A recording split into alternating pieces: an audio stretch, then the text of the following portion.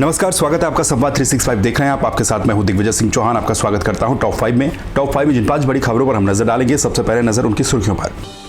Uttarakhand cabinet की बैठक में लिए गए महत्वपूर्ण फैसले। 584 अवैध मलिन बस्तियों को 3 साल तक राहत, 2024 तक नहीं हटाई जाएंगी। सीएम पुष्कर सिंह धामी ने लोहा घाट में किया करोड़ों की योजनाओं का लोकार्पण और शिलान्यास। देवीधुरा के बगवाल मेले को राजकीय मेले का दर्जा। उत्तराखंड में 24 अगस्त तक बढ़ाया गया कोविड कर्फ्यू, पहले की गाइडलाइन रहेगी जारी। उत्तराखंड में 18 अगस्त से 20 अगस्त तक मौसम विभाग का अलर्ट, कई जिलों में हो सकती है तेज बारिश। लॉर्ड्स टेस्ट में भारत ने दर्ज की शानदार जीत, इंग्लैंड को 151 रनों से हराया। गेंदबाजों ने किया कमाल, शमी और बुमराह ने खेली ऐतिहासिक पारी।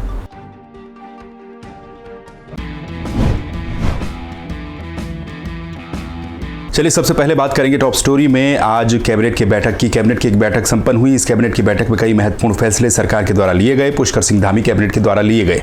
इनमें सबसे महत्वपूर्ण जो फैसला था तो उत्तराखंड में करीब 584 अवैध मलिन बस्तियां हैं जिनकी की सीमा समाप्त हो रही थी। ये अब अवैध मलिन बस्तियां जो है इनको 2024 तक नहीं हटाया जा सकेगा। हाईकोर्ट ने इससे पहले इनको हटाने के आदेश दिए थे, लेकिन 2018 में उत्तराखंड सरकार ने दंडात्मक कार्रवाई पर रोक लगाने के लिए कानून बना दिया और अक्टूबर 2021 में ये कार्रवाई स्थगित रखने की अवधि खत्म हो रही है। यानी कि अक्टूबर में इसकी जो सीमा थी वो खत्म हो रही थी, लेकिन अब प्रदेश सरकार ने, प्रदेश के मंत्रिमंडल ने फैसला लिया है कि इसको 3 साल तक आगे बढ़ाया जाएगा। तो इससे अब करीब 1,80,000 घरों में रह रहे 11 लाख लोगों को इसका फायदा होगा। इसके अलावा कैबिनेट की बैठक में अन्य भी फैसले लिए गए, जिसमें कि जो उधम सिंह नगर के सितारगंज, गदरपुर, दिनेशपुर और रुद्रपुर क्षेत्र है, यहाँ पर जो बंगाली समुदाय के लोग रहते हैं उनको भी एक बड़ी राहत दी गई है।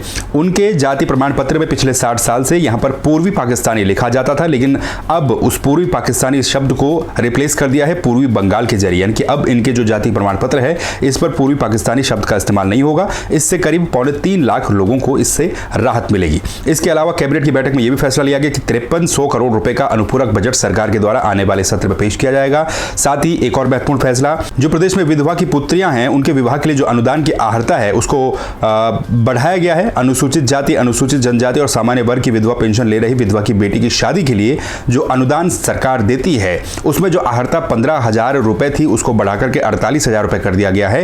यानी कि 48,000 सालाना आय जिनकी होगी उनको इसका लाभ मिल पाएगा। इस योजना के तहत 51,000 रुपए का विवाह अनुदान दिया जाता है। कैबिनेट की इस बैठक में परिवहन निगम के जो कर्मचारी है इनके वेतन के लिए 13.88 करोड़ रुपए के प्रस्ताव को मंजूरी दी गई। इसके साथ ही अन्य भी फैसले लिए गए, जिसमें कि डेयरी विकास अधीनस्थ सेवा नियमावली 2021 का गठन, बद्रीनाथ धाम, केदारनाथ धाम के जो मास्टर प्लान है इनके कार्यों की प्रोजेक्ट मैनेजमेंट कंस्ट्रक्शन यानी कि PMC एजेंसी को बनाया गया है, यह भी फैसला लिया गया है। साथ ही कई अन्य फैसले भी इस कैबिनेट की बैठक में लिए गए हैं, लेकिन फिलहाल जो महत्वपूर्ण फैसले थे वो मैंने आपको बताया किस तरह से इस कैबिनेट की बैठक में महत्वपूर्ण फैसले लिए गए। अब बात कर लेते हैं उत्तराखंड के मुख्यमंत्री पुष्कर सिंह धामी के दौरे की। दरअसल उत्तराखंड के मुख्यमंत्री पुष्कर सिंह धामी उधम सिंह नगर के दौरे पर रहे।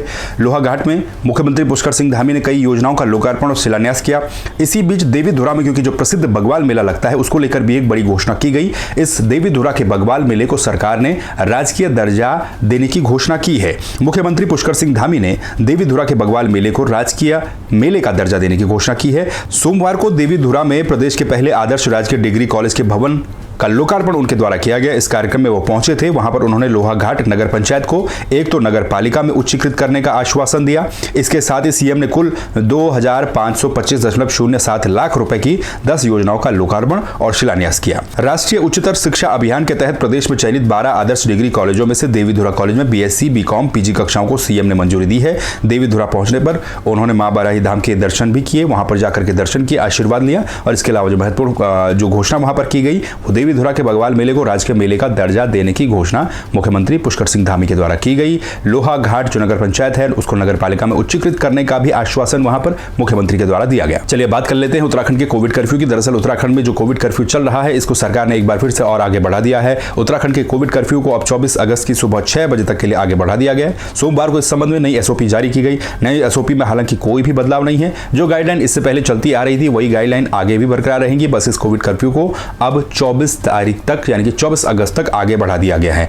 बंदिशें वही हैं। प्रदेश में आने के लिए आपको अगर 2 डोज वैक्सीन की नहीं लगी हैं और उन 2 डोज को लगे हुए 15 दिन नहीं हुआ है तो आपको RT-PCR नेगेटिव रिपोर्ट लानी होगी। इसके अलावा जिन लोगों को 2 डोज लग चुकी हैं, 15 दिन हो चुके हैं, सर्टिफिकेट उनके पास हैं, उन्हें किसी भी तरह कोई दिक्कत नहीं होगी। विवाह समारोह में 50 लोग, अंतिम संस्कार में 50 लोग, सैलून स्पा को खोलने की अनुमति, बाकी सभी गाइडलाइन वही हैं जो इससे पहले मौजूद थी। बस इन्हीं गाइडलाइन के साथ इस कोविड कर्फ्यू को 24 अगस्त सुबह 6 बजे तक और आगे बढ़ा दिया है। चलिए बात कर लेते हैं मौसम को लेकर। दरअसल उत्तराखंड में 18, 19 और 20 तारीख को बारिश का अलर्ट मौसम विभाग की तरफ से जारी किया गया है। मौसम विभाग ने नैनीताल, पिथौरागढ़, बागेश्वर, पौड़ी, चमोली और देहरादून के लिए 18, 19 और 20 तारीख को भारी बारिश का येलो अलर्ट जारी किया है। राज्य में इसके बाद बारिश में तेजी आने का अनुमान भी जताया जा रहा है। मौसम विभाग के मुताबिक 18 को जो जिन जिलों के नाम मैंने आपको बताए, नैनीताल, चंपावत, पिथौरागढ़, बागेश्वर, यहां पर कहीं कहीं पर तीव्र बौछारें हो सकती हैं। गढ़वाल मंडल के भी कुछ जिले हैं जहां पर बारिश की संभावना है। 19 तारीख को नैनीताल, पिथौरागढ़, चंपावत, पौड़ी, बागेश्वर, देहरादून और चमोली में कहीं कहीं पर तीव्र बारिश का येलो अलर्ट मौसम विभाग की तरफ से जारी किया गया है।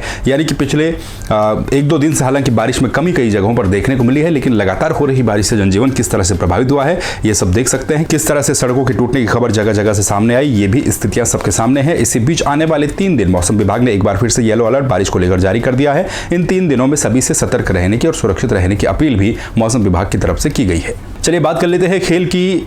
क्रिकेट फैंस के लिए सोमवार का दिन बेहद खुशी वाला दिन था। लॉर्ड्स में भारत और इंग्लैंड के बीच में दूसरा टेस्ट मैच चल रहा था।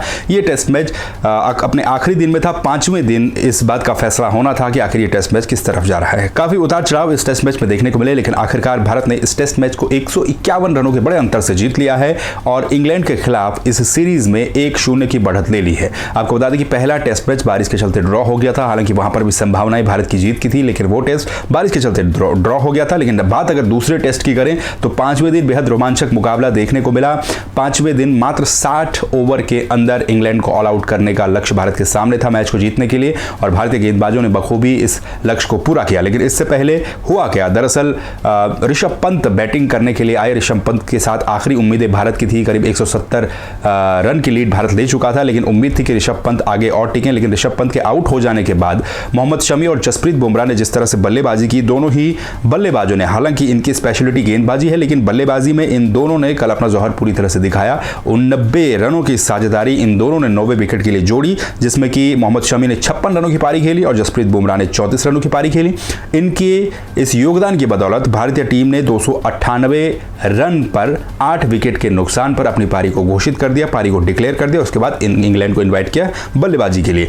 272 रनों की लीड भारत के पास थी। 272 रनों का लक्ष्य इंग्लैंड के सामने रखा गया, लेकिन इंग्लैंड की टीम 120 रनों पर ऑल आउट हो गई। भारतीय गेंदबाजों ने बेहद शानदार प्रदर्शन गेंद के साथ किया, जिसमें मोहम्मद सिराज को 4 विकेट मिले, जसप्रीत बुमराह को 3 विकेट मिले और ईशांत शर्मा ने 2 विकेट लिए, तो वहीं मोहम्मद शमी ने भी 1 विकेट लिया। और इस तरह से भारत ने इस मैच को 151 रनों से जीत लिया। केएल राहुल पहली पारी में शतक बनाने वाले भारतीय बल्लेबाज मैन ऑफ द मैच चुने गए, और यह कहा जा सकता है कि दूसरी पारी में गेंदबाजों ने पूरी तरह से अपना दबदबा इस मैच पर कायम रखा, जिसकी बदौलत भारत को जीत मिली और भारत इस 5 टेस्ट की सीरीज में 2 मैच खत्म होने के बाद 1-0 से आगे चल रहा है।